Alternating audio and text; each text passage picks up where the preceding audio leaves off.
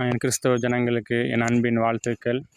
இப்பொழுதும் இந்த வீடியோவில் நம்ம என்ன பார்க்க போகிறோம் என்றால், நல்ல தம்பி நல்லா படிச்சுட்டு நல்லா படிப்பான். படிச்சுட்டு இப்போ எங்கள் தோட்டத்தில் இங்கே தான் ஃபுல்லாக மாடையும் மேய்ச்சிட்டு இருக்காப்புல. நல்லா விவசாயம் பண்ணுவான். தம்பி, மாடு மேய்க்கிறது வந்து எவ்வளோ கஷ்டமானதுன்னு கொஞ்சம் சொல்ல. மாடு மேய்க்கிறங்கிறது ரொம்பவே கஷ்டமானது தான்.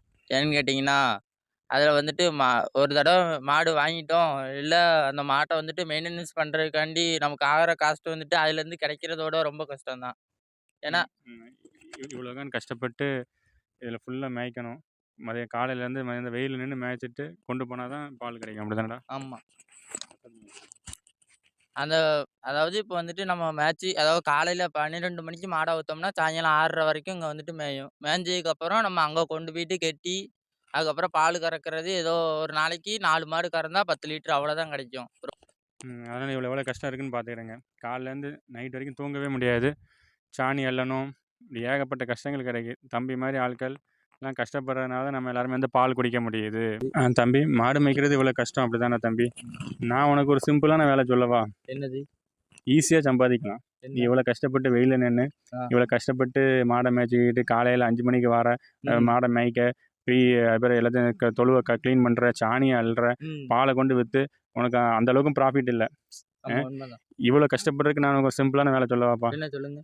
ஒரு சர்ச்சை கட்டு, புரியுதா? ஒரு போதகர் ஆகு, போய் உட்காரு. அப்படின்னு ஞாயிற்றுக்கிழமை மட்டும் நீ வந்து அப்படி இது பண்ணனா போதும், நீட்டாக உனக்கு வந்து காணிக்க வந்துடும். ஆனால் அந்த லெவலுக்கு புரியுதா?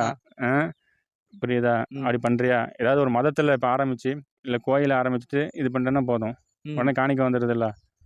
எல்லா இடத்துலையும் இப்போ அப்படி தானேப்பா நடந்துட்டு இருக்கு. அப்படின்னா ஏன் வந்து அவங்க வந்து இப்படி உழைக்க முடியாங்க? ஏன்னா அது வந்துட்டு உடம்பு வலிக்கவே செய்யாது. அது வந்துட்டு ரொம்ப ஈஸியான வழி. உங்களோட பிரெயினை வாஷ் பண்ணுறாங்க. இப்போ நாங்கள் வந்துட்டு உழைச்சி அதை வந்துட்டு இப்போ இந்த மாதிரிலாம் பண்ணிக்கிட்டு இருக்கோம். விவசாயம் பண்ணுறோம், மாடு எல்லாத்தையுமே மெயின்டெனன்ஸ் பண்ணி இது பண்ணுறோம். மாடு எல்லாத்தையும் மெயின்டெனன்ஸ் பண்ணும்போதுல எங்களுக்கு எங்கள் உழைப்புக்கு ஏற்றாப்புல அந்த இது கிடைக்கிறதுனால எங்களோட இது வந்துட்டு லைஃப் கரெக்டாக போய்கிட்டு இருக்கோம். நீ உழைக்கிறனால தான் சாப்பாடு கிடைக்குது. ஆமாம். இப்போ எல்லாருமே இப்படி கோயிலையும் இப்படி சர்ச்சையும் கெட்டிக்கிட்டு அதில் போய் உட்காந்துட்டா எப்படி சாப்பாடு கிடைக்கும்? அதுக்கு தான் நான் சொல்ல வரேன். இப்போ ஒரு விவசாயி இருக்காரு, இப்போ ஒருத்தவங்க நல்லா வந்துட்டு விவசாயம் பண்ணுறாரு அப்படிங்கும் போதுல அப்படி நல்ல விவசாயம் பண்ணுறாரு அப்படிங்கும் போதுல அந்த ஒரு விவசாயி இப்போ தனக்கும் வேணும் மித்தவங்களுக்கும் கொடுக்கணும் அப்படின்னு சொல்லிட்டு இருக்கிறதுனால தான் நீங்கள் எல்லோரும் இருக்கீங்க. இப்போ தனக்கு மட்டும் வச்சுக்கிட்டு தான் வேறு யாருமே இது பண்ணல, விவசாயம் பண்ணல. இப்படியே வந்து ஒவ்வொருத்தரும் எந்த மாதிரி பண்ணிகிட்டு இருக்காங்க அப்படிங்கும் போதுல யார் வந்துட்டு சாப்பாடு ரெடி பண்ணுறது, எந்த மாதிரி விவசாயம் இருந்தால் மட்டும்தான் எல்லாத்தையுமே பண்ண முடியும். விவசாயம் இல்லை அப்படின்னா நீங்கள் எல்லோரும் எப்படி சாப்பிடுவீங்க? அதை முதல்ல நீங்கள் வந்துட்டு கீழே சொல்லுங்கள் கமெண்டில். அதாவது இப்பொழுது கிறிஸ்தவர்களும் சரி, இப்போ ஊழியம் பண்ணி கொண்டு இருக்கிறவங்கனாலும் சரி, எல்லாருமே வந்து இப்போ நான் பார்க்கும்போது பார்த்தோன்னா சபைகள்னு சரி, எல்லாருமே ஒரு பணத்துக்காக தான் வந்து சபையை வந்து நடத்தி கொண்டு இருக்கிறாங்க. அது ஏனென்று தான் எனக்கு வந்து புரியவில்லை. ஆனால் இப்படிப்பட்ட சபைகளை வந்து வேதத்தில் நடத்த சொல்லியிருக்குன்னா கண்டிப்பாக நடத்த சொல்லலை. வேதம் இந்த சபையை ஆதரிக்கவே இல்லை முதல்ல. அப்போனா இவர்கள் எல்லாரும் சபையை வந்து ஏன் நடத்தி கொண்டு இருக்கிறாங்கன்னா ஒரே ஒரு காரணம் தான். என்ன காரணம் தம்பி சொல்லு? பணம். பணம் தான் ரொம்ப ரொம்ப முக்கியமானது. ஏன்னா இப்போ நம்ம வந்துட்டு ஆமாம். ஏன்னா தம்பி மாடு மேய்ச்சி இவ்வளோ கஷ்டப்பட்டு பணம் ஏதோ லாபமே கிடைக்காம கிடைக்குது. ஆனால் அது வந்து ஈஸி. அப்படி ஒரு கூடாரத்தை போடணும், போட்டு வந்தாங்கன்னா அவங்களுக்கு வந்து காணிக்க அக்கௌண்ட்டில் வந்து விழுந்துடுது. அதனால தான் இப்போ எல்லாருமே எல்லா ஊழியக்காரங்களும் அதை சூஸ் பண்ணி போகிறாங்க. ஏன் இதை சூஸ் பண்ணி வர முடியாங்க? இதை சூஸ் பண்ணி வந்தேன்னா இந்த வெயிலில் நிற்கணும், இவ்வளோ கஷ்டப்படணும், இப்படி இது பண்ணணும், காலையில் 5 மணிக்கு எந்திக்கணும், மாடை குளிப்பாட்டணும், மாடை கொண்டு வரணும், மாடை மேய்க்க விடணும், வந்துட்டு பாலை கறக்கணும், சாணி அள்ளணுங்கிற இந்த வேலை கொசுக்கடிக்கலும் எதுக்குலையும் கறந்து சாணி அள்ளணும். அதனால தான் யாருமே இப்போ இது வராமல் ஈஸியாக போய் சபை வியாபாரம் பண்ணிக்கிட்டு இருக்காங்க. நீங்கள் வந்து நினச்சிட்டு இருக்கீங்க அவங்களாம் ஊழியக்காரங்க, அவங்களாம் கடவுளுடைய ஊழியக்காரங்க, அதனால் அவங்களுக்கு உடனே காணிக்கை கொடுத்துடணும் அப்படின்னு நினைக்கிங்க. அவன் எவரும் கடவுளுடைய ஊழியக்காரங்க கிடையாது. கடவுள் முதல்ல இப்படிப்பட்ட சபையை ஆதரிக்கல. வேதத்தில் உள்ள சபை வந்து என்னவென்றால் உங்களுக்கு சத்தியத்தை சொல்ல வேண்டும், நீங்கள் போய் ஊழியக்காரராகி நீங்களும் நிறைய பேருக்கு போய் சத்தியத்தை சொல்ல வேண்டும். அதுதான் வந்து வேதத்தின்படி உள்ள சபை. ஆனால் இப்பொழுது பாருங்கள், இங்கே வந்து உங்கள் சபையை வைத்துக்கொண்டு ஒரு நிறைய கூட்டங்களை கூட்டி வைத்துக்கொண்டு அப்படி காணிக்கை வந்து வாரம் வந்து கலெக்ட் பண்ணி கொண்டிருக்கிறார்கள். இது நம்ம வேதத்தின் உள்ள சபை வந்து கிடையாது. ஏன்னா வேதம் வந்து தெளிவாக கிடைக்குது. நீங்கள் எல்லாரும் ஒரு சபையாக உருவெடுக்கப்பட வேண்டும் என்று தான் வேதம் கூறுகிறது. இப்பொழுதும் அடுத்ததான் பார்ப்போம். இப்போ இப்போ ஒரு திருப்பூர் சாலமன் வந்து உங்களுக்கு தெரிஞ்சிருக்கும். திருப்பூர் சாலமன் வந்து இப்போ மோகன் சிலாஸை பற்றி ஏன் வந்து வீடியோ போடலைன்னு சொல்லி நாங்கள் எல்லாருமே நிறைய பேர் வந்து கொஸ்டின் கேட்டிருந்தோம். உடனே அவர் லேட்டஸ்ட்டாக ஒரு வீடியோவை போட்டு விட்டார்.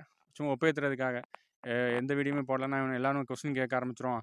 அதனால் சும்மா போட்டுருவோம்னு சொல்லிட்டு திருப்பூர் சாலமனையும் மோகன் சிலாஸையும் மட்டும் ஒரு ஃபோட்டோவை முன்னாடி போட்டு வச்சுட்டு, மோகன் சிலாஸ் ஃபோட்டோவை மட்டும் போட்டு வச்சுட்டு வீடியோவுக்குள்ளே வந்து மோகன் சிலாசரஸ் பேரை சொல்கிறாரு. ஆனால் எப்படி சொல்கிறாருன்னா, பேரை தனியாக சொல்லலை. இந்தந்த ஊழியக்காரங்கள் ஸ்டான்லி, பால் தினகரன், மோகன் சிலாசரஸ் இப்படின்னு அகஸ்டின் ஜெயக்குமார் இப்படின்னு சேர்ந்த ஒரு கலவையாக சொல்லி அப்படியே ஒப்பேத்தி விட்டு அந்த வீடியோ போட்டு விட்டு எப்படியாவது நம்ம இவங்க கேட்குற கேள்வியிலேருந்து தப்பிச்சுக்கிடலாம்னு சொல்லிட்டு ஓடி போயிட்டார். அப்போனா பாருங்கள் எவ்வளவு தந்திரம் வந்து இவங்களுக்குள்ளே இருக்குங்கிறத பார்த்துக்கிடுங்க.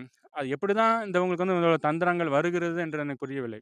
அதாவது இவங்க இப்போ வந்து திருப்பூர் சாலமன் வந்து நல்ல கடவுளுக்குள்ளே வந்தவர் தான். வந்துவிட்டு ஏன் மோகன் சிலாஸை பற்றி நீங்கள் போடலன்னொடனே சும்மா ஒப்பேத்துறதுக்கு ஒரு வீடியோ போடுறாரு. ஃபோட்டோவை மட்டும் வச்சுக்கிட்டு உள்ள வந்து எல்லா ஊழியக்காரங்களையும் சேர்த்து வச்சு மோகன் சிலாஸையும் சேர்த்து வச்சு பேசிட்டு அப்படியே எஸ்கேப் ஆயிட்டாரு. அப்படின்னா எவ்வளோ தந்திரம் பாரு. இவங்க கிட்ட இருந்து எஸ்கேப் ஆகிக்கலாம். மோகன் சிலாஸ் அண்ணன் கிட்ட இருந்து எஸ்கேப் ஆகிக்கிடலாம். எவ்வளோ தந்திரம் பார்த்தியா, எவ்வளோ நரி தந்திரம். அப்படின்னா இந்த தந்திரம்லாம் எங்கேருந்து வருதுங்கிறத எனக்கு முதல்ல புரியலை. ஒருவேளை இந்த சபை எல்லாரும் முதல்ல கிறிஸ்துவுக்குள்ள உண்மையாக தான் சில எல்லா ஊழியர்களையும் நம்ம குறை சொல்ல முடியாது. எல்லா ஊழியர்களும் சில பேர் வந்து உண்மையாக தான் வராங்க, சத்தியத்தை தான் சொல்கிறாங்க. ஆனால் திடீர்னு இந்த தந்திரம் வந்துடுது. இந்த தந்திரம் வந்ததுக்கப்புறம் அவங்களோட பிஹேவியர் எல்லாமே மாறி போயிடுது. கடைசியில் அவங்களோட நோக்கம் வந்து ஒரே இது பணம் தான். அப்படின்னு போயிருது. உழைப்புங்கிறதே போயிருது. தம்பி சொல்லு தம்பி. அதான் உழைப்புங்கிறது வந்துட்டு நம்ம உழைப்புங்கிறது நம்ம வந்துட்டு கஷ்டப்பட்டு அதுல இருந்து கிடைக்கிறது மட்டும் தான் நினைக்கும். இப்போ இப்படி மாதிரி இந்த மாதிரி பண்றது வந்துட்டு ரொம்ப நாள்லாம் நினைக்காது. இருந்தாலும் நினைக்கிறது மாதிரி வச்சிருந்தாலுமே அது வந்துட்டு அவங்களோட மனசுல வந்துட்டு நினைக்கிற மாதிரி இருக்காது. பணத்துக்காக அந்த தந்திரமா அந்த ஊழியம் பண்றாங்கல்ல, இவங்களெல்லாம் பார்த்தோன்னா அற்பமா நினைக்க வேண்டியது. அது விவசாயம் பண்றவங்கள பார்க்கறது, இந்த வெயில நின்று வேலை செய்யறத பார்க்கறதெல்லாம் அற்பமா நினைக்க வேண்டியது.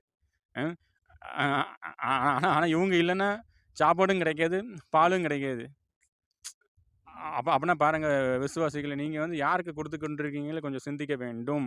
ஏனென்றால் இப்பொழுது உள்ள ஊழியக்காரங்கள், சபையை நடத்துகிறவங்க எல்லாருமே வந்து தந்திரம் தான் இருக்குது. அவங்களுக்குள்ள ஒரே தந்திரம் பணம் தான். உங்கள் மேலே உள்ள அன்புலாம் கிடையாது. நீங்கள் நினச்சிக்கிட்டு இருப்பீங்க எங்கள் மேலே உள்ள அன்பில் வந்து ஊழியக்காரங்க வீட்டுக்கு வராங்கன்னு. அதெல்லாம் கிடையாது.